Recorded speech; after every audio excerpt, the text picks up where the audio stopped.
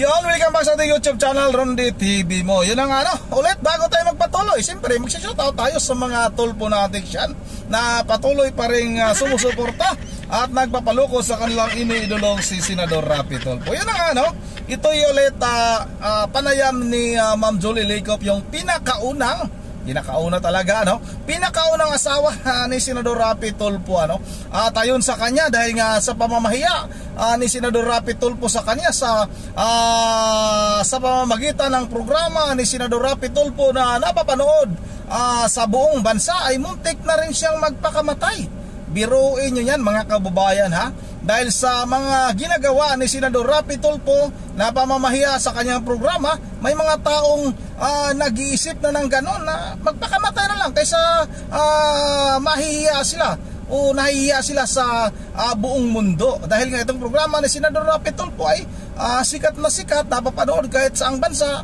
kahit sa kasulok-sulukan ng ating bansa, sa mga kabundok-bundukan, may mga radyo at napapakinggan itong si Senador Rapi Tulfo. At ang kay Ma'am Julie Licop, dahil nga sa talagang nahihiya siya sa ginawa ni Senador Rapi Tulfo na sinasabi na binablackmail, nang hingi si Ma'am Julie Licop ng 100 million, tapos pala ang totoong nangyari pala noon ay yung 100 million lang yung binasa ni Senador Rapi Tulfo, hindi pala binasa yung kabuuan doon sa sulat na yon, kung bakit kailangan nilang manghingi ng ganong kalaking halaga.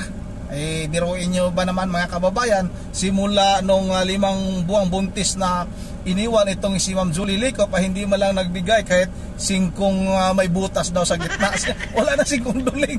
So, yung 5 na may butas sa gitna, tapos pag nilagay mo sa tubig, lumulutang. Kahit ganun daw, hindi daw nagbibigay si Senador Rapi Tulfo sa kanyang anak. Yan ang wag na natin itong patagalin. At ulit medyo matagal na itong video na ito. Alam ko na marami na rin nakakapanood, pero alam ko din na mayroon pang hindi nakakaalam sa totoong lihim sa pagkatao ni Senador Rapi Tulfo. Ito na, wag na natin patagalin, sabay-sabay na natin itong panoorin. From the dead. Parang gusto ko magpakamatay.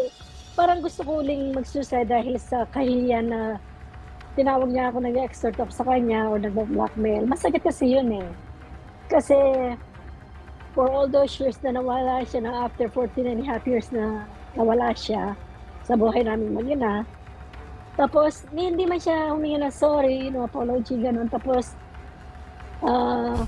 tatawagin akong ganun sa national TV, masakit. Yun nga po, nang mapunta tayo dun sa merong alleged na extortion, merong naguguluhan po ako dun kasi sinasabi niyang extortion pero sinabi ng lawyer, ano yun, legal extortion? Pwede ba yun?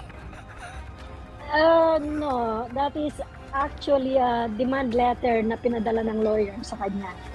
So, hindi siya nag-response, inupuan yung demand letter, and then ginamit niya yon nung mag-file ako ng bigamy and abuse case against sa kanya. So, ang binasa lang niya yung amount, pero ang kabuuan, ang nilalahad ng sulat ng demand letter, hindi niya binasa. Dahil yung nakalagay doon ay kung anong ginawa niya sa aming mag-ina. So, hindi niya yung binasa. Ang binasa niya doon, yung gusto namin mag-settle sa kanya, or at least yung amount na yon, para makapag-usap kami, makapag-settle, pero ayaw niya. Pero yung sinasabi niya pong hindi niya binasa, ano po ba yung nakalagay doon? Sa summarize lang po, kung ano yung thought nung nakalagay sunod doon. Yung pag-abandona niya sa amin, hindi pagbabayad ng child support, yung pinabayaan kami, emotionally, psychology, yung mga gano'n ang nakalagay doon sa... So, kabilang yun sa mga demand na nakalagay doon kung bakit nagdi-demand yung abogado ko ng ganong amount para mag-settle kami. Ganun po kasi naging style niya noon, napanood ko rin yun na parang pinopoison niya na kagad yung well para kayo yung masama kagad. Parang ganun yung nangyayari. Totoo, kasi binaligtad niya ang nangyari sa amin. Dahil katulad ng sabi ko in my previous interviews, siya ang unang nawala. Nung mawala siya, buntis ako. So, binaligtad niya, hindi niya sinabi yung details doon nung tawagin niya ako, nag-extort ako. Ang sabi lang nga niya, kung napanood mo, yun na nag-support siya, nagbayad siya ng Nag-offer support daw po siya. at tumulong. Hindi siya nag-offer, hindi ako humingi. So, pero wala siyang binigay kahit 5 para sa anak niya. So, For yun ang how totoo. many years po? For how many years po na wala siyang suporta na binigay? From na 5 buwan buntis ako nawala, ay nabuntis na nawala siya. Hanggang lumaki at napag-aral namin ng aming anak, wala siyang binigay na pera kahit 5. Hanggang ngayon po. O baka siguro Hanggang po ngayon. yung sinasabi niya po na binigyan, parang yung sinasabi niya pong binibigyan siya ng pang-shopping para sa mga mistresses niya, para i-cover siya, gawin siyang decoy para Excuse. alibi Excuse. para kay Ma'am Alibi. Jocelyn. Tama po ba? Yes. Yun ang sabi ng anak ko kasi nung gumawa ng statement ng anak ko nung mag-file ako ng bigamy case, in-answer niya doon yung mga sinabi ni Rafi sa statement ni Rafi na hindi walang katotohanan.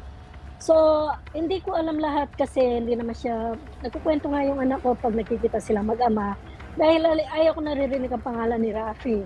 Sa ginawa niya sa amin, bakit gusto ko siyang marinig, di ba? So, nung mabasa ko yung statement ng anak ko, yung first time, magagraduate siya ng college na hingi siya ng, I would say, pera para pambili ng cap and gown. Hindi siya lumapit sa akin. So, tumawag pala sa ama niya dahil daw nakikita niya tatay niya nagbibigay ng mga tulong-tulong dito at saka doon. So, siguro naisip niya, anak siya, bakit hindi siya lumapit sa kanya, di ba? Hindi siya lumapit sa akin. Mataas ang pride niya yung bata, yung anak ko. Sabi nung ni Rafi, busy nga siya, tatawag na lang siya ulit, pero hindi nangyari dahil nung tumawag uli ang anak ko pagka ilang araw, pinalitan Deads na na yung Rafi na SIM. number niya. Pero may Rafi Iba Tulfo na yung in SIM niya. action na po nun? Meron na. Ano siya, yung Wanted sa radyo yata. Sa channel, na siya noon, 5. Oh, kasi po wanted sa radyo pa rin naman po yung nilalagay niya, kaya nilagay ko nga po ito wanted sa legal wife eh. Kasi wanted sa radyo pa rin naman po yung intro niya. So ngayon, yung sinasabi niyo po ba yung kay Grendy, parang kasi meron akong isang interview niyo na sinabi niyo na ino-offeran kayo ng 5 million and then half ng sweldo niya for the next 5 years. Tama po ba? Tama. Pero po ang sinasabi niya doon is make kapalit na yung ugnayan or yung karapatan nyo. Ano po yung ibig sabihin? Kasi hindi ko po maintindihan paano mo i-give up yung right mo as anak. Hindi ko makita eh. Okay, na-meet ko si Rafi after na mawala si Rafi, after 14 and a half years. Yung first time ko siyang na-meet nung ma-introduce ko sa kanyang anak ko. She was almost 13 and a half. So, yun ang first time na nakita ko si Rafi after 14 and a half.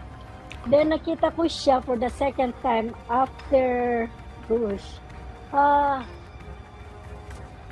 Yung una po ba? Wait po, yung una po ba yung sinabi niya po na there's no doubt na anak ko siya dahil kamukha ko siya. Yun po yung una. Yun ang una. First time niyang na-meet yung okay anak po. niya. Na Tapos yung pangalawa no doubt, anak niya. Pangalawa, yung gusto kong mag-settle kami. Pangalawa, yung ikakasalang anak ko, pinuntahan ko siya sa Channel 5. Yun ang pangalawa. Na ikakasalang anak ko, gusto kong at least tumulong siya sa kasal ba. Opo. Pero hindi man niya siya nagtanong tungkol sa anak niya. Wala siyang sinabi na kumusta yung anak niya. Wala siyang sinabing nagbibigay ng pera. Kasi sabi ko, aalis kami ng December 26 kasi ang kasal ng anak ko sa Portugal, January 1st, 2019. Ngayon, umalis kami ng 26, wala akong narinig na sinabi niya. Wala lang. Kaya nung bago kami bumalik ng Pilipinas, kinausap ko ang anak ko na ididemanda ko nga ang tatay niya. Sabi ng anak ko, bakit? Sabi ko, kasi nakita ko talagang walang kwenta yung treatment niya sa anak namin hindi fair. Wala, yung kasal, wala. So, bumalik kami ng Pilipinas noon for the third time. gusto kong makipag-settle, gusto kong matapos ang unfinished marriage namin. Apo. So, tinanong ko siya kung saan siya kinasal. Ang sabi niya sa US. Kasi nung after 14 and a half years makita ko, sabi niya kinasal siya sa US. Pero hindi ko alam kung kanino. So, nung third time Yun po yung kay Amos? sabi niya, yung kay Celedonia Amos. Tapos, hindi ko alam pa ang pangalan ni Amos din. Bago ko dinamanda si Rafi, hindi ko alam kung sino ang pinakasalan niya sa US. So, nung malaman ko, si Jocelyn, nasa buhay niya si Jocelyn, siya ang dahilan kung bakit iniwan ako ni Rafi. Tama po. Niligawan niya si Jocelyn. Apo. So, for some reason, iniwan niya rin si Jocelyn for Amos para makuha niya yung citizenship na doon. Green card, Apo. And then, Ano po ba yun? Nabaliktad po ba yung green card na yun? Nabaliktad po ba yun? Na parang nung nakipag-divorce sa kanya, nawala po ba yung green card? mali. Okay po? Paano? Kwento niyo po. Alam mo, sa totoo lang, it's nice to be married for somebody that you don't know him at all. So, sa buhay namin, kung si Rafi nakipag-ayos sa akin, nakipag-settle sa akin, or kahit sa anak lang niya, inaruga yung anak ko, hindi kami aabot sa ganito. I will probably stay quiet dahil may anak kami eh. Importante sa akin yung kaligayahan ng anak ko. Kaya hindi niya ginawa kasi nga binaliwala niya yung pagiging ama niya sa anak namin. Yun na nga, no? Malinaw yung sinabi ni Ma'am Julie Lico na itong si Senador Rafi Tulfo, nilapitan nga ng kanyang anak dahil nga napapanood sa kanyang programa na bigay ng tulong, Ito yung sinasabi natin na excuse me, itong si Senador Rafi Tulfo nagbibigay ng tulong, pero ang kapalit nito ay napakalaking halaga dahil nga sa kanyang views, sa kanyang YouTube channel, sa kanyang Facebook page. Narinig naman natin na itong anak nga ni Senador Rafi Tulfo mismo ang lumapit doon sa kanya, pero hindi daw nabigyan ng tulong. Pati itong kanyang pinakaunang asawa pumunta din kay Senador Rafi Tulfo para nga sana matulungan sa kasal ng kanyang anak. Pero ganun din, hindi rin nagbibigay ng tulong si Senador Rafi Tulfo. Taliwas nga sa mga napapanood natin na nagbibigay ng tulong itong si Senador Rafi Tulfo. Mabuti nga hindi umabot sa punto na sinasabihan ni Senador Rafi Tulfo yung kanyang dating asawa na pwede ba natin na ipa-DNA test yung anak natin? Willing ka bang sumalang sa lie detector test? Ganon kagad si Senador Rafi Tulfo. Ganon yung mga banat niya. Mabuti hindi nga pala umabot sa puntong ganon. Yun na nga, itong video na ito ay inilabas ko dahil nga sa patuloy pa ring maraming tawag nito mga kababayan yung para bang nagdududa sa pagkatao nitong si Senador Rafi Tulfo. Mayroon pa rin nagsasabi na fake news daw. Hindi ito fake news, mismong asawa ni dating Senador Rafi Tulfo, Senador Rafi Tulfo, nabubulol na tayo, ang nagkwento nito. Binibigyan lang natin ng kunting reaction kung ano ba ang totoong pagkatao nitong si Senador Rafi Tulfo. Kasi nga nakikita nga natin na talagang tumutulong si Senador Rafi Tulfo. Totoo yan, marami na tutulungan ito. Pero nga, may kapalit na mas malaking halaga kaysa kanyang nilalabas. Biruin nyo yan mga kababayan, mismong anak niya, magbibigay siya ng 5 milyong piso, pero gusto niya ay i-give up na yung kanyang pagkaama.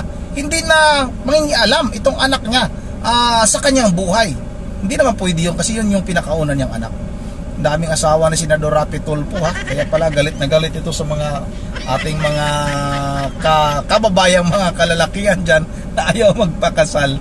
Pero nga naman dito lang muna at bago tayo magtatapos ay shoutout kay Ma'am Joyce ng Japan kay Ma'am Berge Religious ng Pulilan, Bulacan, shoutout kay Rudy Cataluna, shoutout shoutout na rin kay Lilibet De La Cruz, shoutout na rin kay sa banda ang baba Norma Bautista, shoutout kay Patrick Bisaya, shoutout kay Carlos Pizarro, shoutout kay Ronilo Pirigo, at shoutout kay Ibermi Diga, shoutout kay Usward Soriano, shoutout kay Christian At shout out kay Rico Bercasio. Yun ang andito lang muna at once again, this is Ronde TV mo. Ingat niyo lahat. God bless bawat isa sa atin.